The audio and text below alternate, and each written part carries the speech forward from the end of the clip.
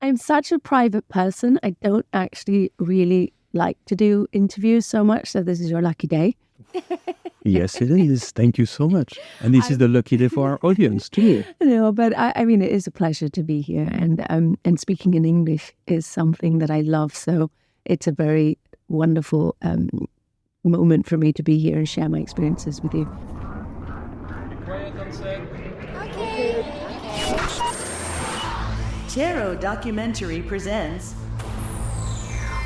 Filming in Thailand, a podcast for movie lovers with exclusive stories from behind the scenes. Rolling sound. Sound rolling. And action. Hi, I'm your host, Stéphane Lambert, and this is a new episode of Filming in Thailand. And here we are for a new episode of Filming in Thailand, and today I'm so honored and glad to welcome Sonia Couling with us. Sawadee, or should I say bonjour? Wow, international. So you just spoke Thai and French. Yes. So sawadee ka Sawadee. et bonjour. Bienvenue. Merci. It's a pleasure. I do apologize in advance for the sound of my voice. You know, I just recovered from the flu, so I'm going to sound like a little bit of a ladyboy for this afternoon. What is a ladyboy for our audience who are not familiar with the term? Well, you know, we're very famous with that in Thailand. Well, it is, we have very beautiful ladyboys in Thailand. It is a beautiful lady who was born as a man and feels like she wants to be a woman. And Thailand is very open-minded about all that kind of stuff. Super open-minded. We also have amazing doctors.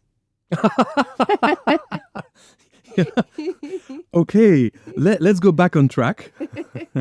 Well, you know, this could be something to film in the future. Oh, okay. Filming in Thailand. Sonia, you're also called Kun Pim in Thailand. This is your nickname. So how should I call you? Call me Sonia. Sonia. Pim is my Thai nickname, but it's not. I you know, when I speak English, I think Sonia sounds nicer. Okay. And so usually in Thailand, people have a nickname because the names are very long. Exactly. Sonia is not that long. So why did you need a Thai nickname? Well, I need to stick to my Thai roots. My mother wanted to make sure that, you know, I was always Thai. So she gave me a Thai nickname. And also, I don't see very many Thais being able to pronounce my name properly, especially spell it. So I have, it's spelled Sonia. And for the rest of the world, it's Sonia. Sure. I've had many arguments over the phone when I say Sonia, Sonia, and the smart operator on the other end would say, no, that is Sonia. So I said, that's my name. I know exactly how to spell it. Sure. Obviously, yes. So they say Sonia. So that's why it's a bit easier for them to call me Pim. So, your nickname is Pim. Does it mean anything special? No, I think it's taken from an old book where the main character is Pim. Okay. And apparently she has fallen in love with two men and ended up heartbroken with both. With both? Yeah, so I said, thanks, Mom. Is that my future? So how is it going so far for you? So far, so good. So far, so good. Okay, excellent. How did you decide to be an artist? It was actually by chance. I was 13 and I was discovered in my school playground. I read parking lot. Well, parking lot after school. Okay. She wasn't allowed into the playground. But yes, it was I was 13 and I went for a casting that afternoon. My dad used to work with Leo Burnett and Saatchi. So I called him and I said, listen, there's an advertising that's going for casting for 7-Up. Which is the first time they launched 7-Up in Thailand. Is it legitimate? So he called around. He said, yes, it's legitimate. You can go. So he called to make sure that it was safe. And I went to the casting. I got the job. And the lady who scouted me became my manager for the half part of my career. That's nice. And then you went to MTV. Then I went to school. I was back and forth. School was important. I went to school in England, and I did all my studies. And as soon as I finished university, I came back and I got a job at MTV. Filming in Thailand. But first of all, I have this very important question to ask you. Okay. Are you filming in Thailand? Well, at this particular moment in time, no. But most of my filming, you have to leave. Most of my career in the last 35 years has been a lot of filming in Thailand. 35 years. 35 years of my I don't believe a career word. has been filming it. And I told you what age I started, right? Yes, so most of the filming has been done in Thailand. I've also had the opportunity to film abroad. I have filmed in Hungary. I have filmed in France. I have filmed in America, of course. And so, yes. But at this moment in time in Thailand, no. When was the last time you filmed in Thailand? The last time I filmed in Thailand, about 2 years ago, was a Thai TV series. And that was during COVID. Oof. So that was fun. Every time I came back to shoot was a 2 weeks quarantine. Nice. And they still kept going, So we did the whole filming with all the COVID measures, testing and, every single day and nasal swab. So we survived that. But I live between Thailand and France at the moment. So I go back and forth and I can't do any too long filmings in Thailand for now. So you're between Thailand and France? Yes. But somewhere in particular in France, I know. Corsica, one of the most beautiful places in France. It is it's an island. Beautiful island. South of France. A very small island, and mostly, it becomes lively during the summer because we've got tourists coming from all around the world. But during the winter, where I'm there most of the time, it is really boring. Boring, okay. Fortunately, I found a Thai massage place. I saw that online. I saw a picture of that. Oh my goodness. It is my go-to place. I am so happy to speak Thai. I thought it was yours. I think, who could open a Thai massage place in Corsica? Because they did so well. During COVID, they had one masseuse, and then now they have 5 and they're expanding. So I think an introduction to Thai massage in Corsica was the best idea ever. That's quite a money-making machine, I'm sure. Yeah, it's fantastic. And I saw when you post pictures of your life in Corsica, it really looks like Samui. It's very difficult to know where you are, if you're in Samui or if you're in Corsica. Well, I think the Corsicans would kill you for that. No, well, it does because we... I want you to say that's a joke. For those who know the Corsican, we're going to joke with that. And I have to explain to the audience because the Corsicans are very known to be very patriotic. Patriotic, yes, absolutely. Let's say so. Everything...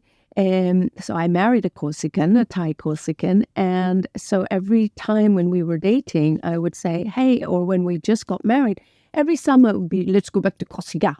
So I would say, can we go to Greece? Can we go to Ibiza? Can we go somewhere? He said, no, because Corsica has the best beach in the world. So it would be, yes, they love their beaches. And it's supposed to be the most beautiful place in the world for them. But for me, 17 years of marriage, I was like, I would love to see another beach. Okay. In Europe, please. So I've never been to Greece, never been to Ibiza. I am stuck on a Corsican beach. Now I live there. And they are very patriotic. So yes, they want to, So that's not really the idea of the show, but how do you go from Bangkok to Corsica? COVID. No.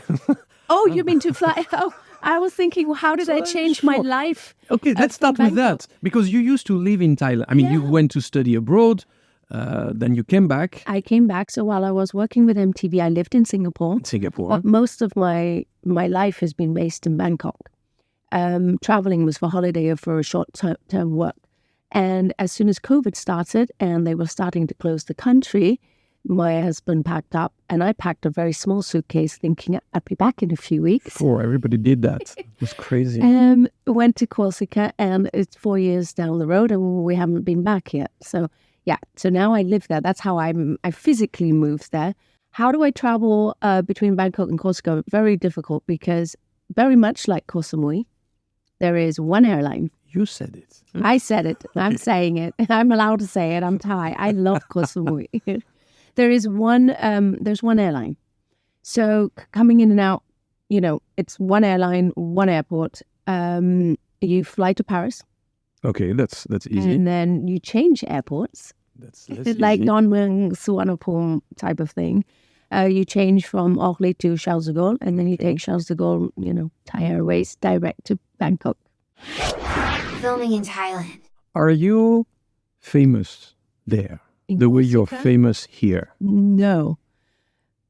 But because it's such a small island, they all know what I do in Thailand.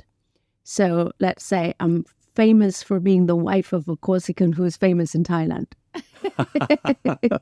So they all know me. They all know of my husband, of course, because he's also a film producer. He's a film producer, a very successful film producer. Yes. And a businessman. And a businessman. So he has business here and he produces films in France. So yeah, they do know what we do. We're famous for that, I suppose. So is it kind of a holiday, a break when you're there from your life here? Or is it the other way around? It's the other way around. Life over there is, I'm a full-time mom over there. I don't work. Okay. I work online as I have business here. He works online.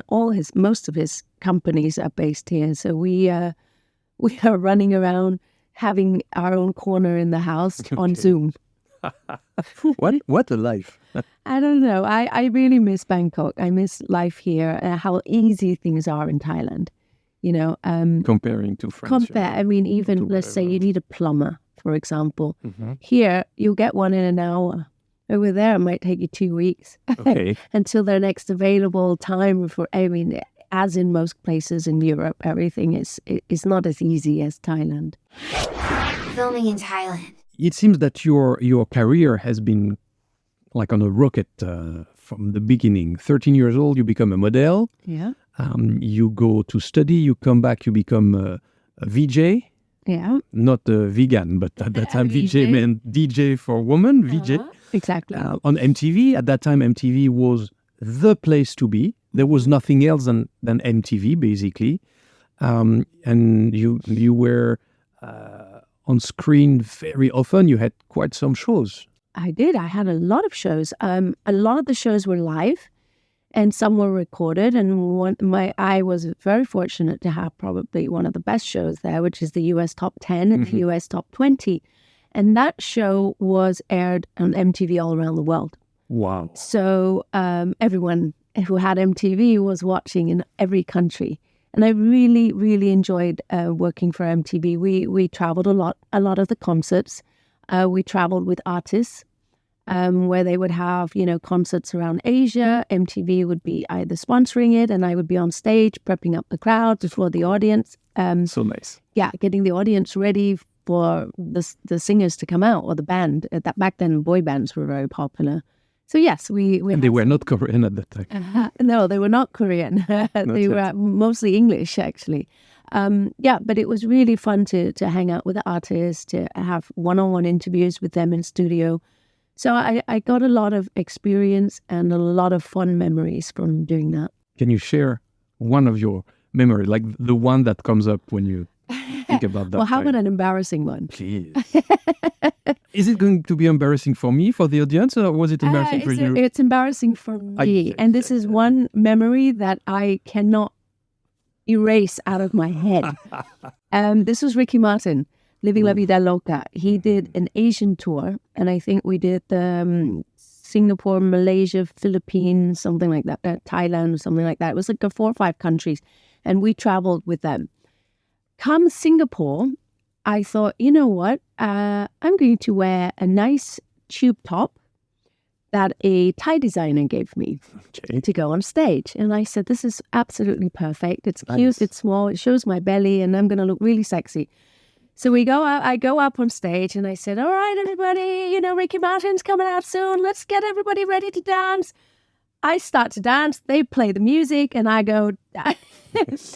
I can't even show because you can't see, so I'm gonna explain it. Oh, you can see there, but I will explain it. Please. I did a little, a shoulder bop and a little twerk, a little twist, And then the next thing I realized, I hear 5,000 people screaming. And I thought, what is behind me? Who's coming out? Is Ricky Martin coming out? No, my top fell down to my waist. Okay. So I had exposed my boobs to the 5,000 audience that were there. In Singapore? In Singapore. So have you been transferred to jail directly, or what happened then?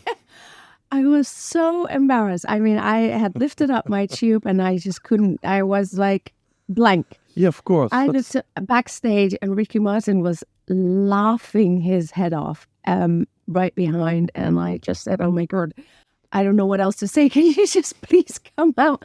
So that was a very embarrassing moment that I won't be able to erase. And then the next day, all over the radios and newspapers in Singapore was, did you guys enjoy Sonia Cooling's boobs or Ricky Martin's ass? Which one do you vote the best for Ricky Martin's concert yesterday? Oh my gosh, that was a memory. Filming in Thailand. So I have a perfect quote for you. Uh-oh. From Kate Blanchett. Okay. She says, if you know you are going to fail, then fail gloriously. Well, that's exactly how I did it. I failed with a big smile. Absolutely. Thank you for sharing. So it's crazy. So how long did you stay in as a host at MTV in Singapore? I think it was about 3 years, just before 2000. Just before 2000. Late 90s. I think I finished at 2001, I think. And at that time, the artists that were coming to MTV, coming to you, were mainly from Europe, from the US? Or It was all over. We also had Asian artists. Already Asian artists? Oh, yeah. Each country was sending in their artists. So we had Tata Young from Thailand. Okay. We had Malaysian bands. We had Filipino bands. We also promoted, all the Asian artists equally, as in the international artists as well. At that time, Japan was stronger than Korea in terms of culture. Yes, so the Korean K-pop wasn't huge yet. It was J-pop. J-pop. And then disappeared. In the early 2000s, in the late 1990s, it was all the funky, punky hair and all that. But the music was great. The music was 90s, you fantastic. can't beat the music in the 90s. Thank you. I think we can stop the show here. You said it all. Filming in Thailand. Would you say that all this, what you've done during these years, prepared you for what you're doing today? It absolutely has. Working from such a young age and doing so many diverse things have actually given me experiences and life lessons to become the person that I am. So you learn from your mistakes. Well, you should. Technically speaking, you do try to learn from your mistakes and then you try to better it for the next time. But, normal. I don't learn that easily. So I had to make mistakes a few times. But as Kate Blanchett was saying in the quote we just shared, you prepared or you enjoyed your fail and you build up from your fail. So we try to, everybody makes mistakes or everybody fails, and it doesn't mean life is over. You start again, pick yourself up, and the show must go on. Some people say that success is one fail too many. It could be because it gives you that drive to push even more and to prove to yourself and prove to others, if you want to, that you can do it. Are you learning more from your successes or from your fails? I'm learning more from my successes. I have to say, fortunately, I have not had that many fails. Touch wood. That's why I'm asking, because your career is like, as I was saying, on a rocket. I mean, it started and it's on a straight line. So what are you doing today? So because I am living in Corsica right now, I started my own business. I have my own skincare line that I did with my two girlfriends, Cindy and Kathy. And so we are... Cynthia and Kathy. Cindy and Kathy. Yes. Can you Look at Metany and Cindy Bishop. Exactly. Cindy and Bishop.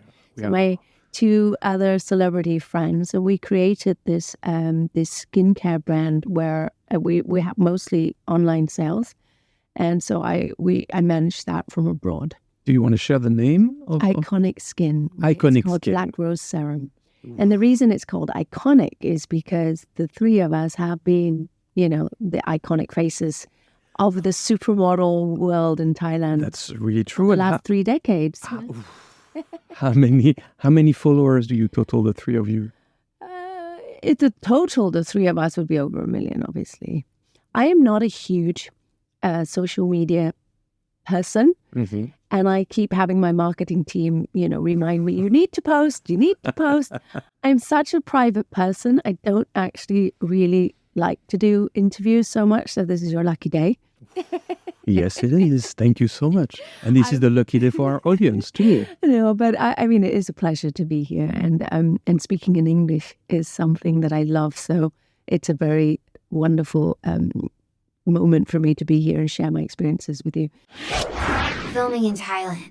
Something that makes me react, that public people who, have a job that put them in front of a huge audience says, I'm not a public person. You're not the only one to say that. Many Really? people say, yeah. And usually the more successful, the more not public person. Yeah. Well, How do you juggle with I this usually, what I post is a collection of things, of memories that I share with my friends, with my family, and most of the time I post things for work so that I can share with the fans what I'm up to right now or where I am. I do have friends if I share what's happening, and I have fans if I share what event I'm going to be at in the following days, they turn up.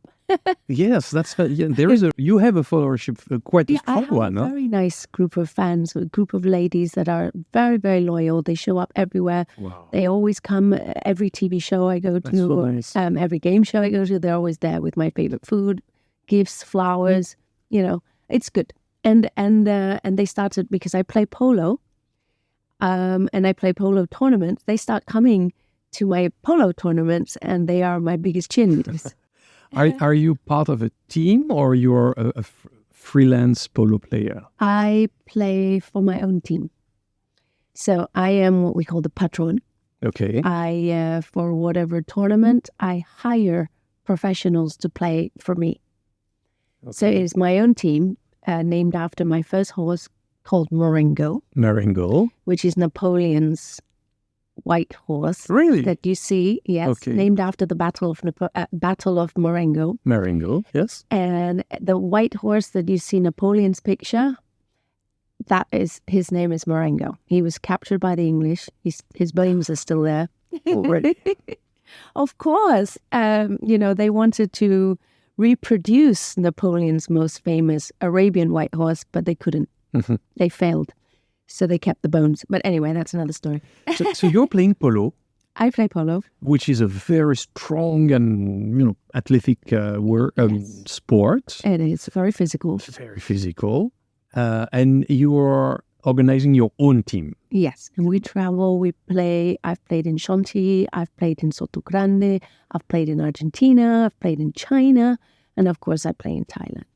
Yes. Wow. So let's come back. You're doing so many things. It's quite incredible. Let's go back to the movie industry, the movie scene, the TV series. Filming in Thailand. If I was to ask you who are your main influences when you act, who would you pick? Oh, I don't have an influencer when I act because I don't want to become that person. Okay. So I don't copy anyone, if that's what you mean. So I didn't copy. my influence. Influence, let's say. I follow anyone who's very talented. I don't have a particular, and people ask me all the time, who's your favorite actor? Who's your favorite actress? I don't have one. Here goes my next 5 questions. I don't have one. Because I enjoy a particular character from a particular film. Okay, say. so let's go to our top 5. Okay.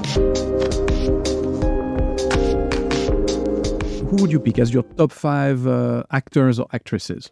Oh my Doesn't mean the one that you adore, but today, who are your top 5 actors, actresses?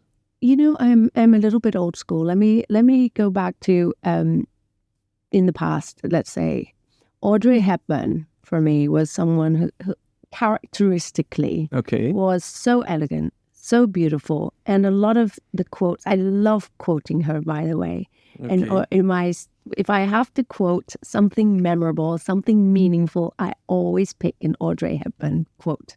Can I share a quote from Audrey Hepburn with you? Okay, go ahead. Do you have one? I was asked to act when I couldn't act. I was asked to sing funny face when I couldn't sing, and dance with Fred Astaire when I couldn't dance, and do all kinds of things I wasn't prepared for. Then I tried like mad to cope with it. That's a quote from Audrey Hepburn. So she was a lady. She was a very elegant lady. So that, I mean, for her, to me, she's very inspirational.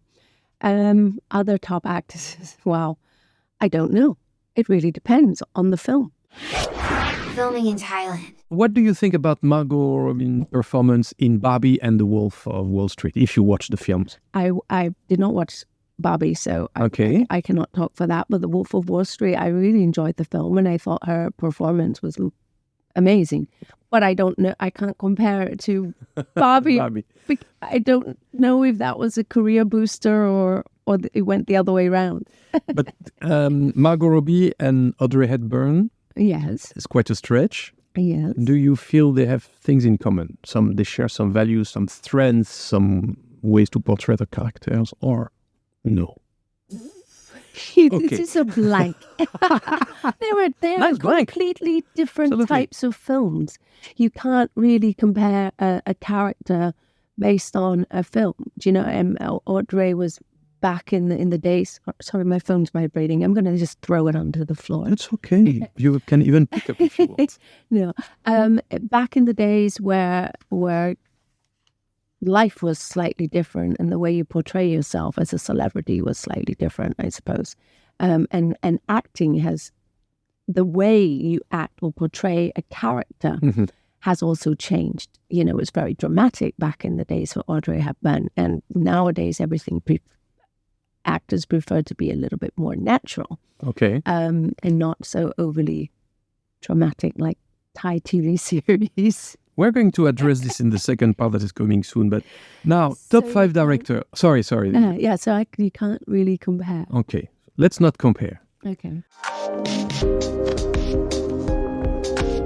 Top 5 directors. Can be 3, can be 6, can be 1. But is there like directors you like to, you don't pick the film, you say, I'm just going to watch a film from this guy. I would say Tarantino. Tarantino. Yeah. Why not? That's always entertaining. Now, a film that you would recommend, because this is a film you really like to watch over and over and over. Goodness me. You know, I'm a sucker for love stories. I can understand that. So, do you have one in particular? Okay, first of all, I never usually watch a film twice. Oh, really? Yeah. Except for when I was young, and it was like Grease. Okay, Grease. That doesn't. Olivia Newton-John. Because I wanted to sing. I wanted to sing along. But I have at my age have watched. I really like The Notebook, and I'm a sucker. I'm a hopeless romantic. But you watch it once, and that's it. I've watched it more than once. I've watched it 3 times. 3 times. Okay. You are listening to Filming in Thailand, a podcast by Tarot Documentary, with your host, Stéphane Lambert. Okay, we are back with Sonia Couling. Thank you for being here with us today. It's my pleasure. Thank you very much. We are now going to talk about your career and the films you've been involved with. And first of all, it seems that you didn't need to have a breakthrough. You know, people in their career have like this particular film or project or event that put them in front of the audience, let them meet their audience, create a fan base. Was it a moment in your career that you consider as a breakthrough? I did a lot of TV series. I was lucky because I was on so many magazine covers as a young model in Thailand, and I was scouted again for TV series. Okay. So my very first Thai TV series was for Channel 3. And I didn't even speak Thai properly. So I had to have a coach who could, make sure that my pronunciations were done correctly because I'd just come back from school in England. Okay. And then I started to grow from there because acting wasn't something that I grew up learning. And I learned as I went along, learning to act in Thai, learning to be as dramatic and learning to cry on cue and all these kind of emotions. So I learned as I went along. And I always said to myself, I would feel that if I ever won an award for a Tatong Kam, which is like what the Golden Globes of Thailand, that would be at the peak of my career. That would be where I have said to myself, I have succeeded. That was your objective. That was my objective. And I did so many. And I was fortunate enough to have this role where the lead character was a female. And she went through so much turmoil in her life. And it was a lot of screaming, a lot of crying, a lot of very emotional situations. And in the end, she killed herself. It was suicide, death by suicide, but a very beautiful death in a beautiful red dress. And so I put so much of myself into this that I lost my voice box. I had a voice box infection. It was on steroids just to make it through the day. Wow. But I got the award that I wanted. I got the Best Actress award. And that to me was, okay, I did it. Filming in Thailand. Because I was shooting 3 TV series a week. 3 TV series a week? Because in Thailand, it's like 1 episode a day. Yeah, I did 1 or 2, but I was shooting 3 series at the same time. That's and some of them was taking me night scenes, some of them was taking me day scenes, and in the end I was in hospital on a drip thinking, okay, what am I about to kill myself here? What am I doing this for? So when I got the award, I took a very long break, and then a very close producer, a friend of mine who I respect terribly, contacted me and said, come back. We have an action series for you. Come back. And then I came back and started again. So you got this award for Best Actress? Yes. And for a TV series called Maya. Is it still available somewhere? It is. It is? I'm sure you can find it on YouTube. You can find anything on YouTube nowadays. Filming in Thailand. You came back for another Thai series. I came back for another Thai series, and action, because, I love action. And if you lure me back in with action, I would always say yes. Well noted. I think all the producers listening. I love action, and I love doing stunts. I do my own stunts. I'm crazy. I was hanging on a sling. I was doing sword fighting. I got stabbed by a sword. I love shooting, running in the jungle, getting dirty. So I'm not one of those actresses that cares so much about how they look in terms of beauty. Okay. So I'm very raw. If I had to play a girl on the side of the street, I actually roll over on the street to make myself dirty, which I think shocks quite a few Thais, Okay. So they like their eyelashes perfect when they wake up in the morning and so on. I'm not like that. I don't look in the mirror. And I actually don't look so much at my playback either. So that's TV. That's TV. And when did you start the movie? I started first with Thai films, also more or less at the same time. I think I was in my late teens or early 20s, just going back and forth between Singapore and Bangkok. I started with Thai films, but the Thai film industry was at that time a little bit more different, that everything was more TV series, more TV oriented. Mm-hmm. So we focused on TV. Filming in Thailand. And then I started doing international film. How did that happen? International film. By a lot of the producers that came into Thailand, and we had to cast for them. I mean, they know who I am, but there's casting, and you have to actually show that you are talented enough to do it, because they don't know you. So I did a French film. I did a Hungarian film that went to France. The French film was what? Which one? Largo Winch? Largo Winch was a very small role, but that was fun. Okay. And then I did a French film just about 5 years ago called... Oh, sure, the Paradise Beach. Paradise Beach. And I received a new group of fans that from the African French-speaking market. Okay. And yes, For Paradise Beach. for Paradise Beach, because interesting. the actors on there. I mean, we had Melanie Douté. She's very famous in France. But then we also had Courchen, who was a singer, and then we also had a few other French rappers. Yes. Seth Go and so on. So there was another group of fans that From North Africa. from North Africa, exactly, in the French speaking. So my fan base grew, and I had a lot of people text me on Instagram. You're so beautiful. I love your work, and strangely enough, people are still watching it because it's now on Netflix. It's on Netflix. Yes. And yeah, that was fun.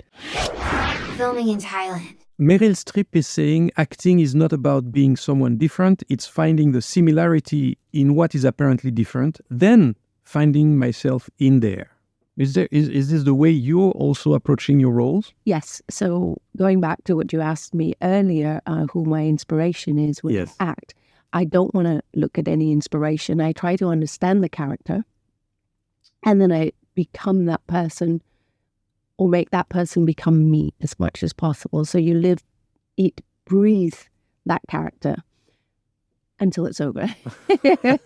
And the hardest part of it is if it's really something very emotional and you spend all day crying or screaming or shouting, to shut that off when you go home is also something that you need to learn to do, because you build up so much emotions during the day and you need to just shut it down and finish. And then anything that happens in your private life while you're shooting, you also have to shut that out. Otherwise, that affects the way you perform. Sure. So it's not as easy as people think to be a good actor or actress. Because you really have to separate You have to separate. your professional life and all the other emotions that could, and the other way around. Exactly. I mean, you see a lot of great artists, they eat and breathe that character, you know, they become that character. They do research, they have to change their body shape, they have to change the way they eat, the way they think. So it consumes a lot out of you. Filming in Thailand. I was shooting in England for a Thai TV series. We had just woken up and we've just done with breakfast and about to start filming. And I got a call from Bangkok. My grandmother had just passed away. Oh, I'm so sorry. And so I was crying as I was on the phone, and I looked at the producers and I said, "Can you give me a few minutes?" And she said, "Okay." And then 10 minutes later, she goes, "We're ready to shoot." Still in tears, I sucked it up. I stopped the crying and I carried on as if, you know, life goes on. But inside was horrible. And that's when you really had to separate. And that's something that I would, I couldn't even make it back to a funeral because we were on a very tight shooting schedule. And so during that week of intense filming, I had to separate the private life from the... But that's quite big. How did you manage to, basically forget about what just happened, which is a major moment in life, A huge moment. and being happy on camera? Well, exactly. It was a romantic scene that we had to play, and all the smiles and everything was fake. And you just have to switch it off. And that's something that I think only comes with experience. Mm-hmm. And yeah, you switch off that moment and you become someone else for that shooting time. And then when they say cut, then you are allowed to go back and cry. and that did happen. What is the name of this TV series? Do you remember? No, but I will think of it in a few seconds. Okay. It was shot in. I did so many. Yes, it's true. I will go back to it. But that's the one that takes place in That's the one the that UK. takes place in the UK. Oh. Yes. How do you navigate between these different characters? And more specifically, how do you navigate between Thai acting style for Thai series, where, as you start to say, there is a lot of screaming, Oh, yes. people getting angry at each other. Oh, but they love that, you see, because if there's no screaming, Of it's course. boring. This is the Thai style. And I would say, maybe more international way where you don't necessarily need to scream for the whole length of the film. So I love challenging characters. So I love characters that have a personality problem, Okay. or that goes through something traumatic throughout the stages of the performance. For me, that is challenging, and it's a fun thing to play because it takes you into another world, and I think I do that well. My sister always says, "You're not acting; you're playing yourself." So I say, "Shut up." Okay. But I prefer that kind of, and so in the Thai way, it's really over the top. It's a lot of screaming. It's a lot of eye contact, a lot of drama, a lot of tears, and the more there is, the more people get addicted to it, and that's the Thai style. I've also managed to forget about that style when I go into the more international acting, and try to do it more natural, of course, as you say, just become that role and become that person. The last film I shot was about a year ago. Oh, actually, no, I do. I was on set more than 2 years, a year and a half. Yes. No, it was last November. So it's what, 6 a months? year? No, about 14 months ago. I played a Thai fantasy character in some village, Okay. and by night I was a werewolf. Ooh, a Thai feature. No, it's an American. An American Yeah, feature. it's an American film. And yes, so by night I was a werewolf. Where do you find the resource to play a werewolf? Where? Sorry, I cannot pronounce it. Well, How do you say werewolf? well, it was a lot of breathing, and it was a fantasy character, so you could make it the way you want to make it, because there's no right or wrong, right? It's what you feel. So I really enjoyed that, running through the jungles at night and turning into a werewolf. But that's a good example of filming in Thailand. You are working for a foreign production. You're in Thailand and you're playing a Thai character. No, it was a fantasy character. A fantasy character, Yeah. but in a Thai surrounding, or not even in a Not Thai even surrounding. a Thai surrounding. The beautiful thing about Thailand is you can transform any location into any country you want to. Absolutely, yes. For a fraction of the price, with all the amazing props. And that's a lot of the production that come in.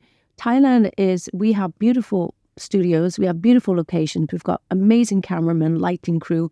And I tell you, the props team in Thailand are Amazing. They're really amazing. And you see a lot of not only films, but a lot of big productions come in for advertising.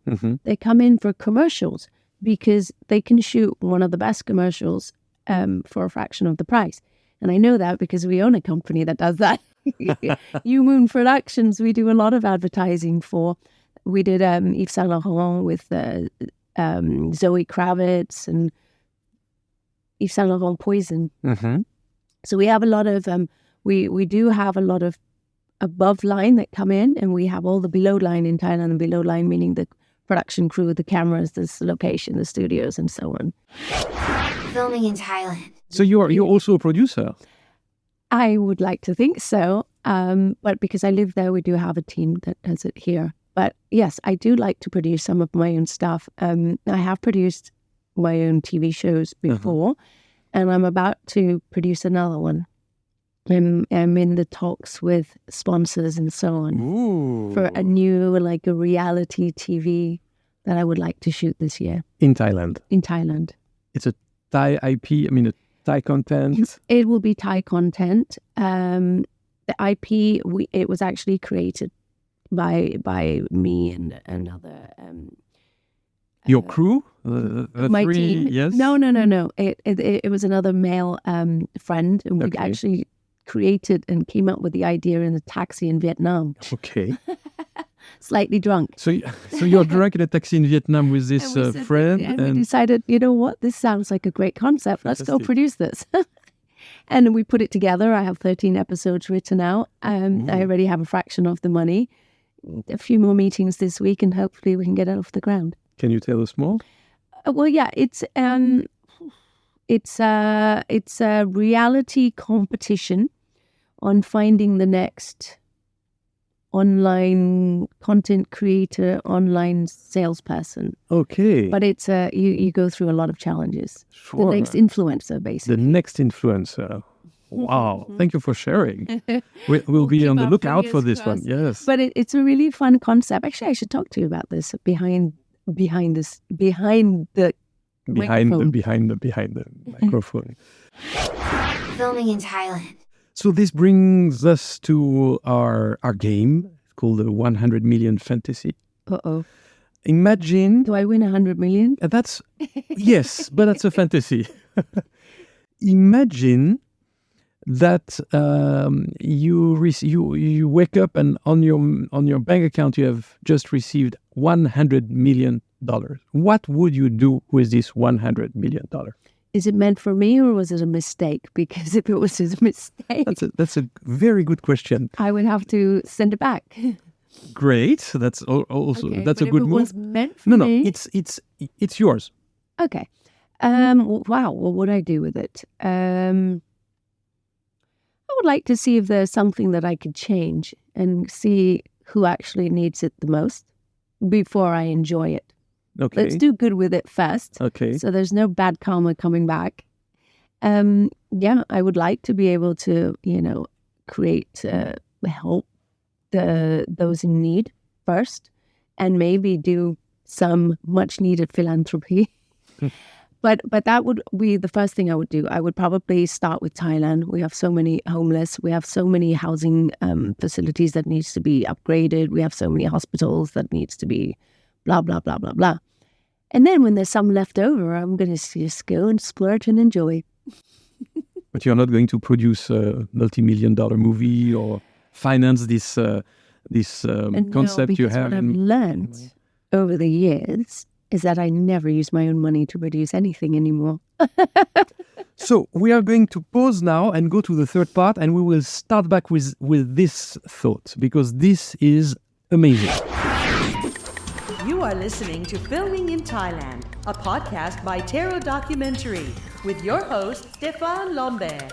And we are back for the third and final part of Filming in Thailand podcast with Sonia Couling. Thank you very much for being with us. Such a pleasure.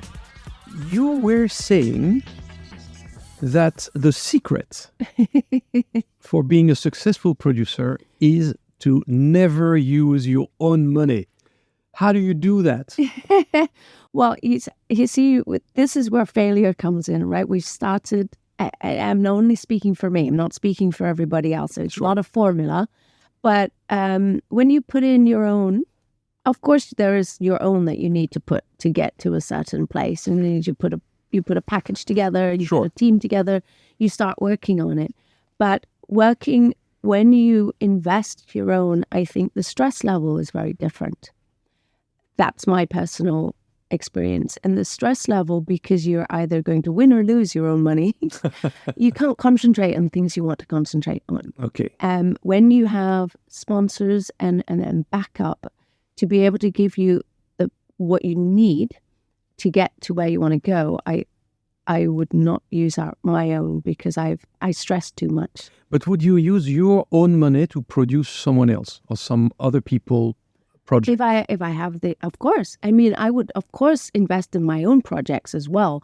But I just don't want to get to a point where the stress is like, am I going to run out of money? What am I going to do? And just, I can't concentrate properly. And of course you have to believe in your own project. Of course you would have to invest in your own project.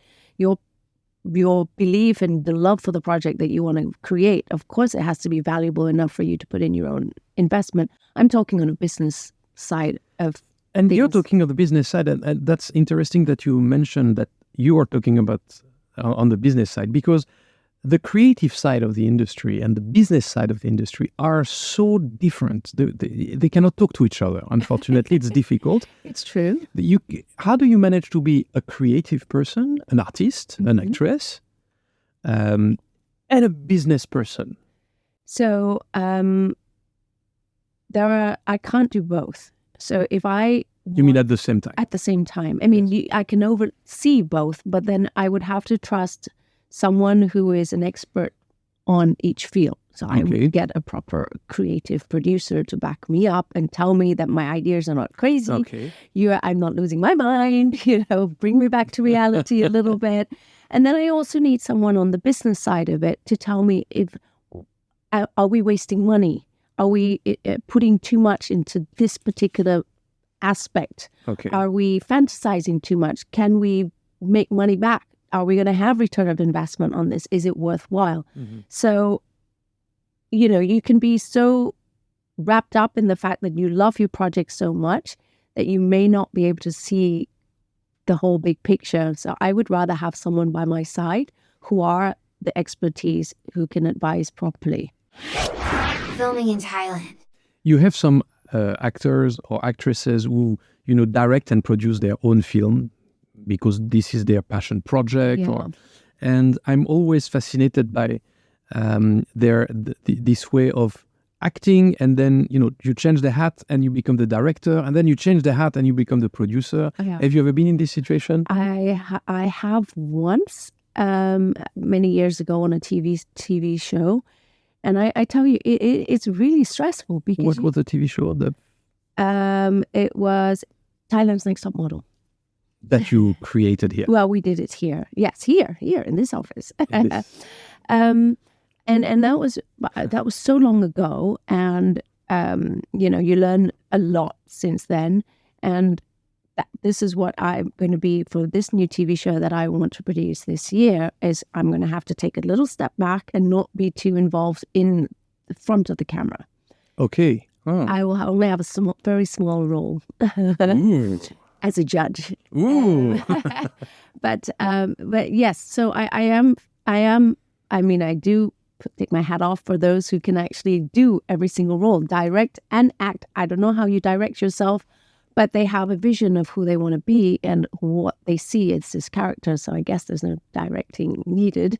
But I can't put myself in so many different hats at the same time because I prefer to focus. We don't have so much time today together. Yeah.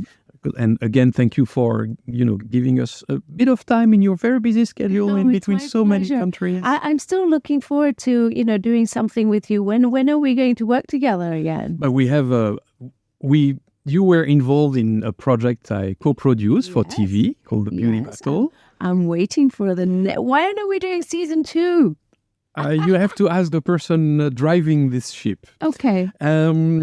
That I guess you were working with at MTV in Singapore. Yes, Ying. Ying, absolutely. Okay, cool. A good friend. And we are involved in a project called Bangkok Darling. Yes. That's a kind of Sex in the City in Thailand. I'm looking forward to that. We're all think that's going to be so much fun. And I was discussing about this with one of our previous guests at Filming in Thailand called Les Nardhauser, who said, Sonia is involved. I want to be involved. Oh, amazing. Yes. So let's see where it goes. Okay. Fingers crossed. I honestly think this is a really fun project, and Bangkok has so many characters and so many things that can go right and go wrong in a story that should be fun to watch.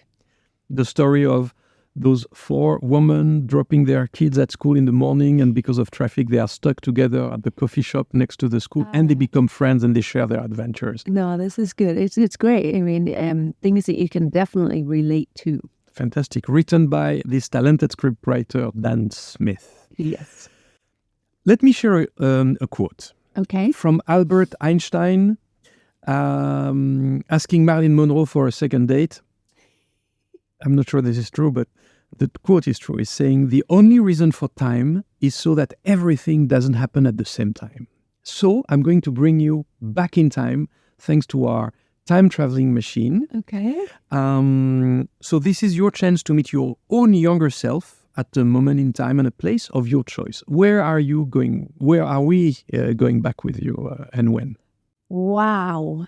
I would like to go back to my school years. School years in the UK? In the UK, because that goes back to where I am the most free. Okay. 0 responsibilities, except for to graduate. Let's go there. This is the time traveling machine. Okay. We've arrived. So imagine you are way back in time.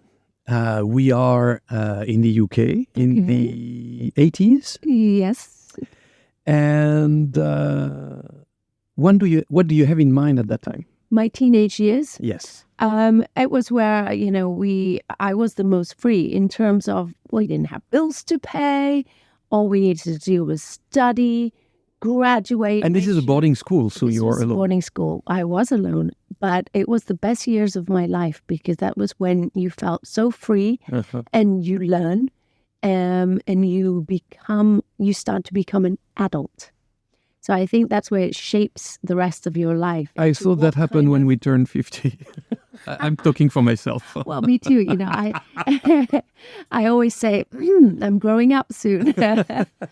But I think that's when you shape to become the adult you want to be from your learning experiences, from what you have with school, and you start to have best friends, and you start to feel mature.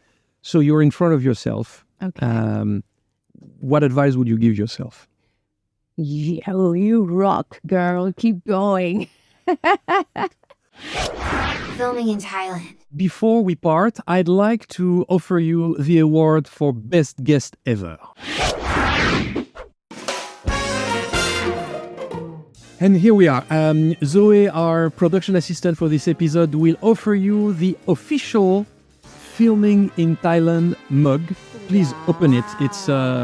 It's a fantastic mug made in Thailand that celebrates our podcast with the logo of our partner, Terror Radio, Terror Documentary, and it's available on Hoodie Podcast.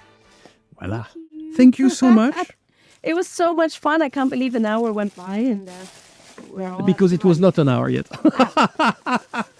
That's why, you see, you're very precise. Filming in Thailand. It's been a thrill to have you with us. Thank you for being such a great guest and sharing so much with us today. Thank you very much. It's always a pleasure to see you. Next time, we're going to do it in French. D'accord. D'accord. We have to do like a French speaking for Thais. How to practice. You had the English speaking for Thai. Yes. When was that? My English speaking for Thais? Yes, you had a TV show. No. It was just I didn't do a TV show for English speaking. I think it was more something fun on YouTube. Yes, it was not. Yeah. No, I didn't have. But it was interviewed by a Thai host in English. Yes, exactly. A Thai host in English to help them, to help them understand more English. So I was not completely wrong. No, you were not. You did your research. Okay, people, fantastic. That's a wrap. That was Filming in Thailand, an original podcast brought to you by Terror Documentary on Hoodie Podcast, with your host, Stefan Lombe. Thank you for listening and stay tuned for our next episode of Filming in Thailand. So I want to extend a warm thanks to Lina Shamsaina Udaya and the Terror Radio team for welcoming the show, and to Brian Markar for its continuing support. Filming in... Swadikun, Brian. Yes, is watching you. Swadika. And Filming in Thailand is produced by Wishtrend Thailand for a podcast company with Terror Documentary and Terror Creative Lab. I am Stéphane Lambert, and Zoe was our production assistant for today. And since you want us to speak French, I would say, et voilà. Et voilà, merci.